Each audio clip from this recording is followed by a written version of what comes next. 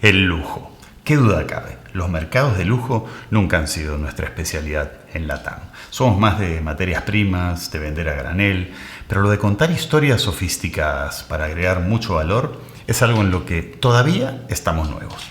Por eso me llamó mucho la atención de este emprendedor mexicano, diseñador industrial de formación, que un buen día se le ocurrió hacer un mezcal. El mezcal es un destilado de agave, parecido, si se quiere, al tequila, pero menos famoso y más relacionado con rituales y temas culturales. El asunto es que a David, así se llama nuestro emprendedor de esta semana, se le ocurrió que hacer un mezcal de lujo podía tener pegada. Y no paró hasta que los mismísimos reyes de Inglaterra celebraron el cumpleaños de la reina brindando con su mezcal. Si quieren saber cómo llega un emprendedor mexicano a poner su producto en las copas más exclusivas del mundo, no se pierdan esta historia.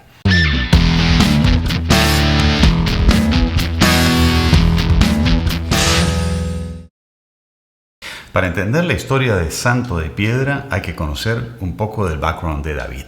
Para empezar, ya de chico, era el típico emprendedor. Digamos que no vendía limonada en la puerta de su casa, pero yo en la preparatoria estudiaba alejado de la Ciudad de México y de pronto nos pedían materiales muy específicos y yo les decía, ¿sabes qué? Yo me aviento el viaje, yo compraba los materiales y yo los revendía a mis compañeros, ¿no? Siempre he tenido como esa visión, no sé honestamente por qué, faltaría quizás analizarlo, pero creo que siempre he tenido esa vocación. Pero a la vez siempre estuvo muy influenciado por temas de cultura. Mis papás son maestros, mi mamá es historiadora, me llevaba a viajar mucho cuando era pequeño. Y siempre sentí como esta intriga como cultural, ¿no? O esta venita o esta chispa cultural. Al recibirse de la universidad, motivado tal vez por este background cultural, fue a trabajar a un museo en Oaxaca. Y estando ahí en Oaxaca, por supuesto, conoció el mezcal y lo conoció a fondo. Y no solo lo conoció, sino que lo entendió. El mezcal tiene una connotación ritual en las comunidades, ¿no? Es decir, forma parte de la vida de las personas. Cuando nace un bebé en Oaxaca, las personas llevan mezcal para celebrar, ¿no? A la familia y celebran con mezcal. Cuando hay una boda, lo que se toma es mezcal. Ahí ya se había dado cuenta que había un potencial en el mezcal, sobre todo por la atmósfera tan especial que producía al juntarse un grupo de personas para tomarlo. Pero no estaba en sus planes todavía hacer una empresa, hasta que cambió de trabajo. Se fue a algo totalmente diferente, una empresa que desarrollaba productos tecnológicos. Tenían una división en la cual personas con capital y que querían invertir en tecnología llegaban a la compañía y decían, ¿sabes qué? Tengo tantos miles de dólares o tantos millones de pesos, etcétera, etcétera. ¿Qué hacemos? ¿No? ¿Dónde hay una oportunidad? Y ahí me tocaba como, yo estaba en la parte donde modelábamos los negocios, ¿no? Es decir, ¿sabes qué? El mercado indica que pues, el mejor segmento viajes y bla, bla, bla, bla. Y yo me encargaba de modelar qué es lo que iba a hacer, cómo iba a generar ingresos, cuál iba a ser el producto en general, ¿verdad? Y ahí fue como que me enfoqué en mezcal, un poco de negociación y un poco de cómo ir encontrando áreas interesantes en los mercados, ¿no? Ha sido todo un proceso que me llevó aquí. Básicamente, se dio cuenta que tenía lo que se necesitaba para armar su propio negocio. Le encantaba el tema del mezcal, pero por su formación cultural no quería hacer un negocio por hacer un negocio y ya. Le tengo mucho respeto al mezcal. Es un destilado que toma muchos años para que simplemente crezca la planta. Es una planta que solo tiene un ciclo de reproducción. Hay características muy específicas en cuanto a la manera de producción completamente artesanal que quería preservar. Y al final todos queremos un negocio que escale, que alcance cierta escala, y para eso necesitas generar cierto volumen. Esta disyuntiva entre las ganas de trabajar con el mezcal y a la vez ser capaz de construir un negocio exitoso lo llevaron rápidamente a la conclusión de que no había otro camino que el mercado de lujo. Si queríamos preservar esas características tan específicas de no sacrificar la edad de los agaves, no añadir ningún tipo de levadura en la fermentación, que nuestro mezcal tuviera un ahumado muy particular, nos dimos cuenta que evidentemente no podíamos entrar al juego de productos masivos. Y eso nos hizo entender que, bueno, si queremos tener un producto con características muy específicas, evidentemente nuestros costos y el precio va a ser completamente distinto y estaríamos jugando en una liga, en un nicho distinto, ¿no? El segmento de lujo.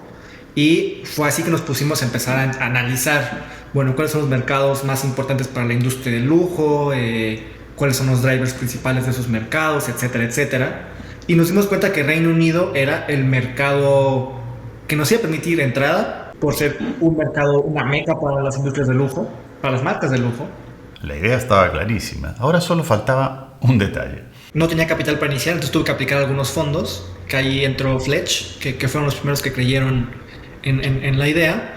Eh, Me dijeron, ¿sabes qué? Si nos interesa, vente a Perú una temporada. Para que vean que nadie es profeta en su tierra. O sea, Salto de Piedra propiamente empezó con capital peruano. Para ese entonces, David tenía un muy buen avance en el producto. Ya había fichado a uno de los mejores maestros mezcaleros, había congregado un súper buen grupo de productores, incluso los diseños de etiquetas y empaques iban por muy buen camino. Pero faltaba lo más importante, había que validar la tesis de que había un espacio para un mezcal así de fino en el mercado de lujo. Y aquí uno de los inversionistas jugó un papel importantísimo. Patrick en ese momento nos acompañó a Londres, dijo, ¿sabes qué? Quiero ver la seriedad de tus compradores, quiero ver si tienen entendimiento del mercado, etcétera, etcétera. Y sí, nos fuimos a Londres, como 4 o 5 días, no recuerdo exactamente, pero hicimos un due diligence del mercado, ¿no? De que nuestra tesis de negocio efectivamente tenía sentido, ¿no? Entonces nos dimos cuenta de que sí, nuestro distribuidor en ese momento tenía los contactos que necesitábamos, que conocían el segmento del lujo, que el mezcal era un fit para ese mercado. ¿Y cómo lograron ese fit? Está clarísimo que llevaron muestras del producto y como ya hemos visto, era espectacular. Pero había, por supuesto, algo más. Las historias nos conectan, desde mi perspectiva. Y así es como hemos construido la historia de Santo de Piedra. Tenemos un gran producto, sí. Y sí, seleccionamos, por ejemplo, los terruños donde crecemos los agaves por una razón muy específica, de altitud, de clima. Hay cierta humedad marina que llega y que le da a nuestro mezcal unas características muy específicas. Es decir, todo lo que contamos es real, está ahí. Solo tratamos de conectarlo de la manera que haga que las personas comprendan a la marca como lo que intenta hacer, no solo como un destilado, ¿no? Que sí lo somos, pero también somos otras cosas alrededor de. Y en ese primer viaje en que se reunieron con los distribuidores, la parte de la historia que más conectó fue la que hablaba del producto. Y para ellos, por ejemplo, era mucho más interesante entender cuál es el uniqueness del producto, ¿no? ¿Por qué seleccionaste el terruño? ¿Por qué esa edad de los agaves? ¿Cuál es tu mezcla de maderas? Ahí está un poco más enfocada hacia el producto.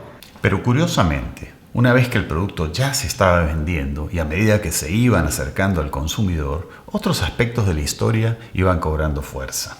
A los bares, por ejemplo, es distinto. A ellos les interesa un poco conocer también el uniqueness del producto, pero también les interesa, o a los restaurantes, bares, restaurantes, pero les interesa obviamente el uniqueness del producto porque es tan particular, porque es tan único, pero ahí otra vez entra un poco más en juego la parte del impacto, ¿no? Interesante, ¿no? El hecho de que a medida que el producto se acerca al consumidor, van ganando importancia otros aspectos de la historia, como los temas más humanos, digamos, ¿no? Ser justos en la manera de trabajar, ¿no? Y dar trabajo a la comunidad, ¿no? Que es parte de lo que hacemos y seguimos y creo que seguiremos haciendo, esa es nuestra visión. Pagamos precios justos, un poquito arriba de la media.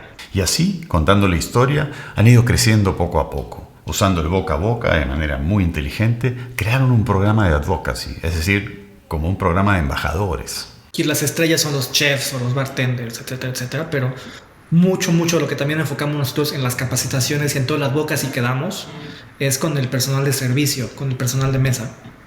Porque ellos al final son el contacto final con el consumidor, ¿no? Y si ellos están enamorados de la marca y están convencidos de lo que estamos vendiendo, creamos esas conexiones profundas con el cliente, ¿no?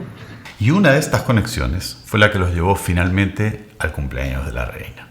Un cliente, tal cual, encontró a Santo de Piedra en un restaurante, le gustó mucho.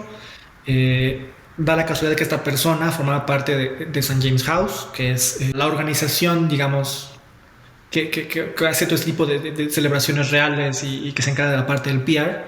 Y le gustó la marca, nos escribieron, ¿sabes qué? Sí, podemos hacer algo, sí. Les contamos la historia, por qué es tan único, cómo lo producimos, cómo seleccionamos a nuestros clientes y dijeron, aquí es un match perfecto, ¿no?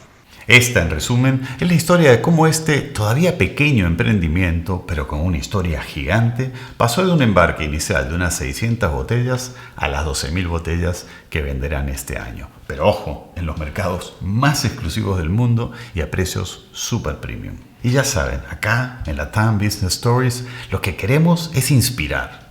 Si conocen historias de emprendimientos, casos de negocios en empresas grandes, historias de los propios fundadores, las biografías son de las historias más inspiradoras, pueden contactarme y me encantará conocer y contar sus historias.